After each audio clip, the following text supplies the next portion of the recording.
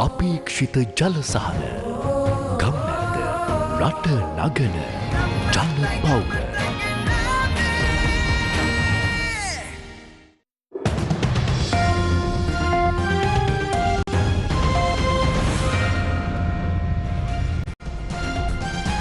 Hello there, very good afternoon and welcome to Lunchtime News on TV1 for the News First, where the people come first. I'm Martin Satyanesan. Let's start off with a look at your headlines for this afternoon. Yupunabekon bags first athletics medal for Sri Lanka after 24 years at Commonwealth Games. Private buses to go on strike from midnight today. 2 trade union leaders in banking sector arrested. UN Special Rapporteur disturbed by arrest of trade union leader Joseph Stalin. China conducts military exercise near Taiwan.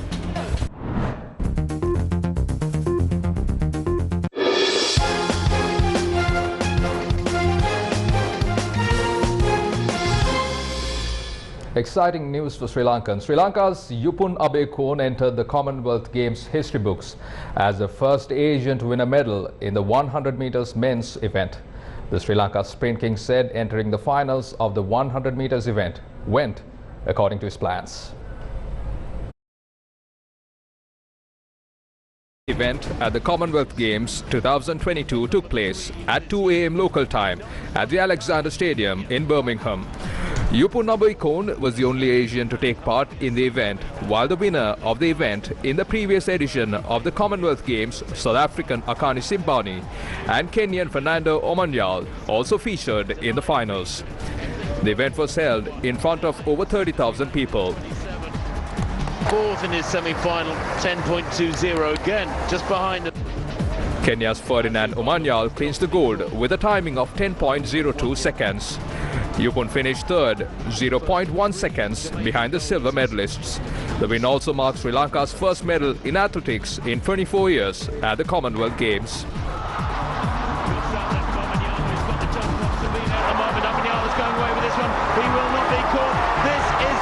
For the man who couldn't do himself justice in Eugene, he takes the gold for Kenya. 10-0 through into a slight headwind, minus spectrum. Akani Simbine takes the silver, 10-02 from Nyala. Yupunabekon of Sri Lanka, a bronze medal, 1/100th behind Simbine, and that's a massive Ghana.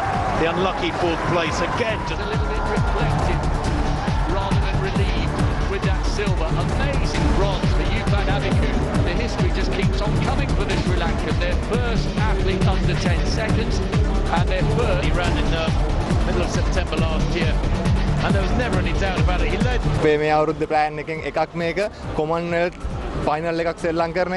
Participating in the finals of the Commonwealth Games is one of many plans this year.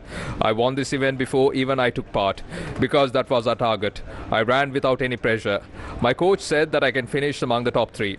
I'm happy that I was able to win bronze medal at this type of an event. I'm delighted. Many people supported me. They believed. I'm thanking each and every one of them. Only myself, my team and a small circle understands the amount of hard work we put in to be here. Heading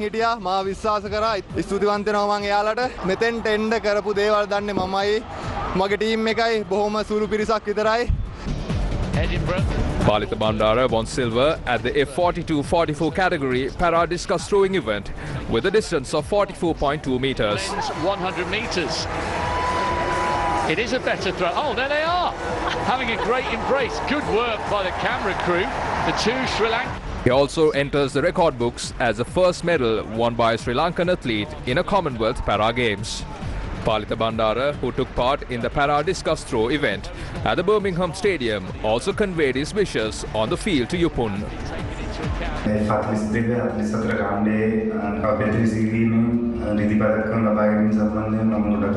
I'm extremely happy that I won the silver medal in the discus throw in the F42-44 category. I won the silver medal for the shot put in the 2018 Asian Para-Olympic Games. I only trained for 6 months prior to the Games. I trained hard for the discus throw. It has been a great journey thus far. I appreciate everyone who has helped me along the way. With a torrid injury And he's had to reinvent himself, a second sporting career, and one that's... The secretary and former chairman of the Employees Union of the Bank of Ceylon have been arrested on the charges of entering the president's house on the 9th of July. Meanwhile, Colombo Additional Magistrate Harshana Kakulabala ordered today that activist Pathum Kerner, who is currently in custody, be presented for an identification parade. When the complaint was taken up today, RNCR Sakularatna, who appeared for Pathum Kerner, raised an objection and pointed out that there is no legal basis for holding the identification parade because his client's photos have been published in newspapers and electronic media. However, the additional magistrate rejected the objection and ordered to send the suspect for the identification parade.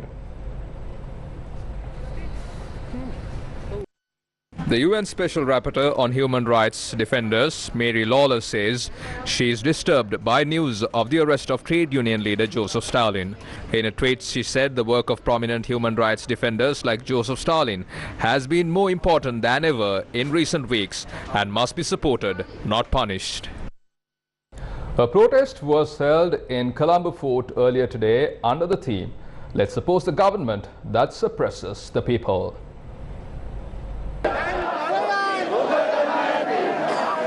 The protest was organized by civil and mass organizations.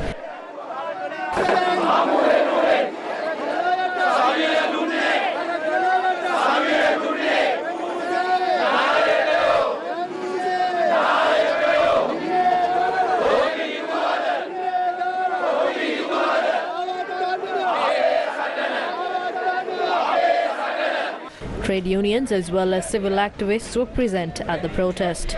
The group of protesters were demanding the immediate release of trade union activist Joseph Stalin.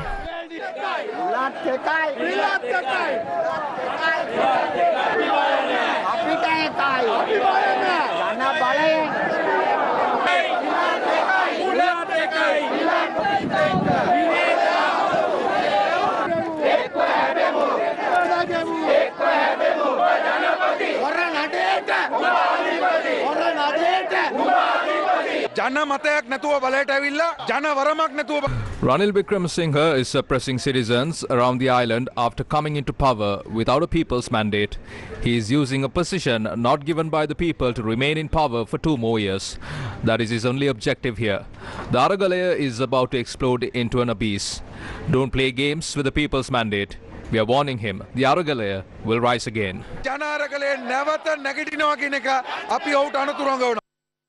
A group of Sri Lankans living in Europe have submitted a letter to the UN Human Rights Council in Geneva with regard to the arrests being carried in Sri Lanka against the Aragalaya activists. The group requests the Human Rights Council's urgent intervention to put a stop to the suppression of Aragalaya members.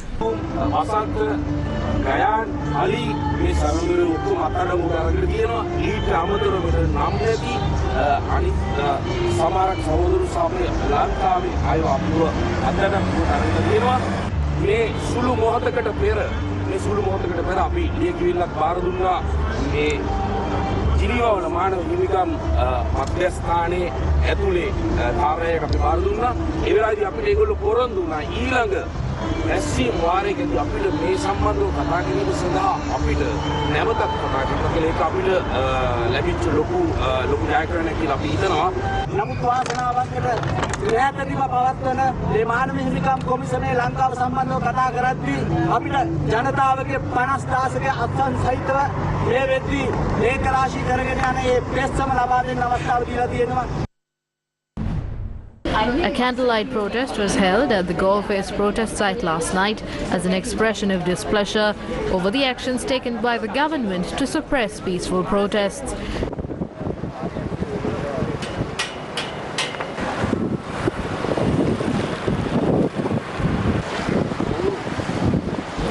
The group demands the immediate release of arrested Aragalaya activists.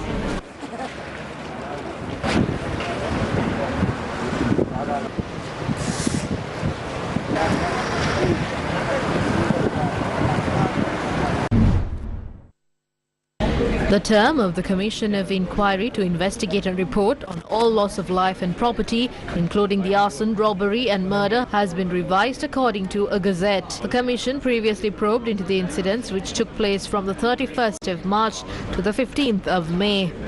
According to the gazette issued yesterday, this period has now been revised to the 31st of March to the 22nd of July. The Bar Association of Sri Lanka has informed the Inspector General of Police in a letter to take swift action with regard to shooting incidents taking place across the country and several dead bodies which were discovered. The letter says there's a threat to the rule of law, taking into consideration shootings being carried out in broad daylight as well as the discovery of bodies in areas such as golfers. The Bar Association points out by taking steps to immediately investigate these matters and arrest the suspects, public faith in the rule of law can be restored.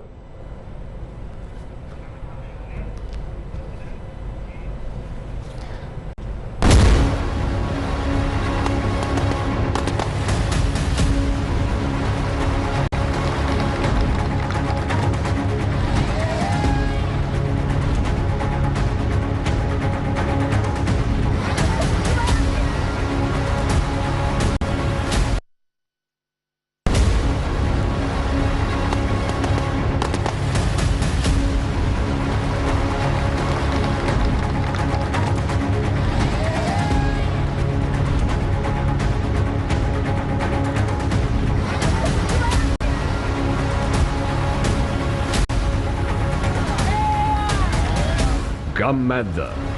For the people, by the people. Opposition leader Sajith Premadasa arrived at the Fort Police Station this morning to inquire into the well-being of Joseph Stalin, the General Secretary of the Ceylon Teachers Union, who was arrested yesterday. I demand the President and his government to stop this suppression immediately. Stop hunting down people like this. This is state-sponsored terrorism and it has to come to an end. Don't be afraid of the pulse of the people. You can't suppress the people's mandate. What is going to happen with such suppression? This will further strengthen the people's power. I can't understand the thinking behind this. The end result is going to be the total opposite of what you are trying to achieve. Don't be afraid to go amongst the people. We do not condone any form of suppression. As far as I know, Joseph Stalin is not someone who acted out in violence. I demand the government, if you truly want to bring this country out of chaos, then you have to stop seeking for political vengeance. We demand this from the government and the President.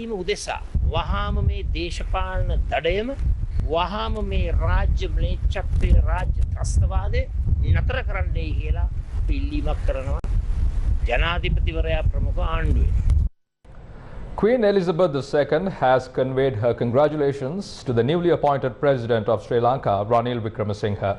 The Queen has said that she expects to continue the friendship between Sri Lanka and Britain. In a message, she noted, "I send my good wishes for your future rule and the success and the happiness of your country and people." Moving along, a collective of trade unions and mass organizations held talks with MP Dallas Alahaperuma today. The meeting took place at the Sri Lanka Foundation Institute.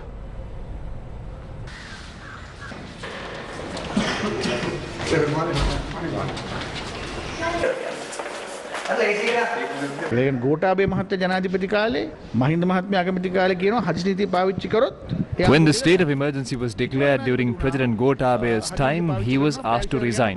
Now, under the new president, not even 24 hours after he was elected, he imposed a state of emergency. Did Ranil Wickremesinghe use the state of emergency as a shortcut to send Gotabaya Rajapaksa home? We are now suspicious whether Ranil Wickremesinghe used the protests as a means of gaining power. Not that the protesters knew about this in any way. කුමන්ත්‍රණයක් කරාද අරගලේ පාවිච්චි කරමින් මෙතෙන්ට එන්න කියන කාරණේ. ඒ කියන්නේ අරගලේ සහෝදරුන් දැනගෙන නෙවෙයි. The All Ceylon Private Bus Owners Association says that they have decided to withdraw from operating at midnight today. A few hours ago, it was decided that according to the QR code, a private bus will only receive 40 litres of diesel per week. 40 litres means long-distance buses cannot function for more than 1 hour. Short-distance buses can only function for 12 to 10 hours. That is the reality. Therefore, from midnight today, we have decided that we will withdraw from running.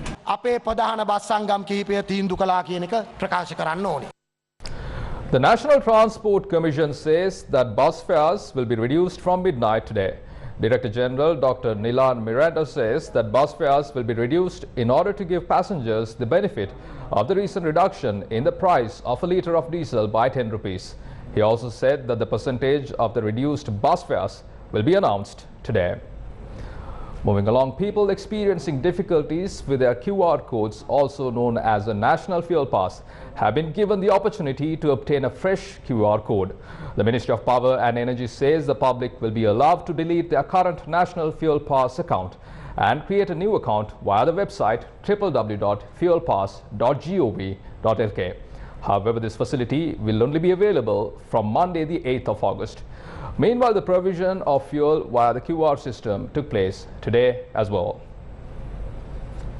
A tense situation was reported after a filling station in Galanbinnuava stopped issuing fuel at 8:30 p.m. The situation was brought under control by the police.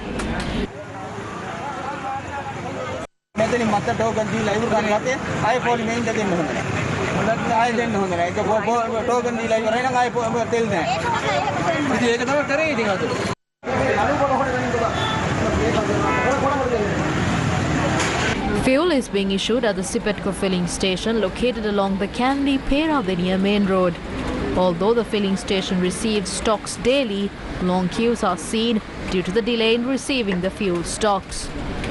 A program is in place to issue fuel for police officers engaged in duties at the Asala Perahara in Kandy. School transport service operators in the Mathura town lament that the fuel allocated per week is insufficient for them to operate.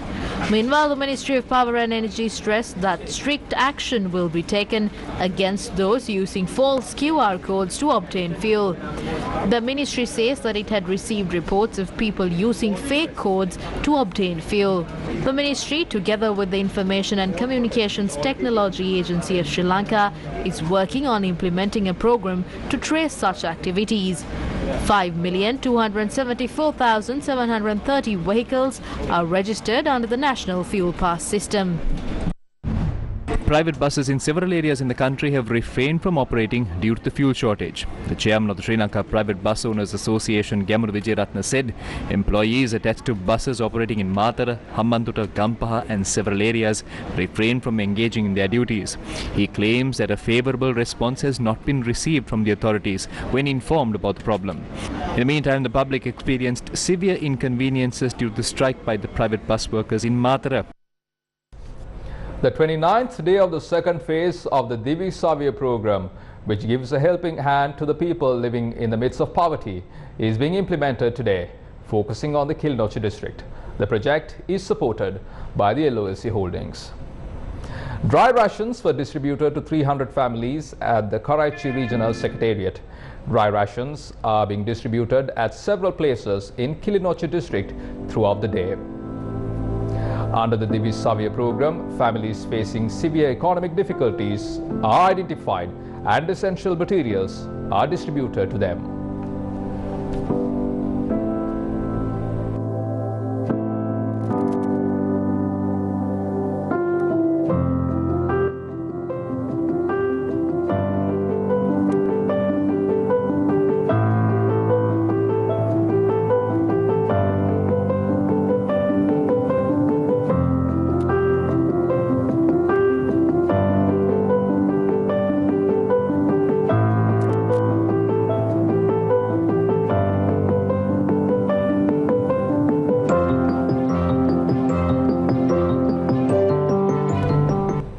From that, we bring to a close this edition of Lunchtime News on TV1. For details of the stories and much more, simply log on to our website www.newsfirst.lk. For the News First, where the people come first. I'm Martin Satyanesan. You take care and stay safe. ඇත්ත කෙටියෙන් දත්ත වැඩියෙන් cyber අවකාශයේ කලබන වුවත් සලකුණ News First YouTube channel අදම subscribe කරන්න. News First ජනතාව සමග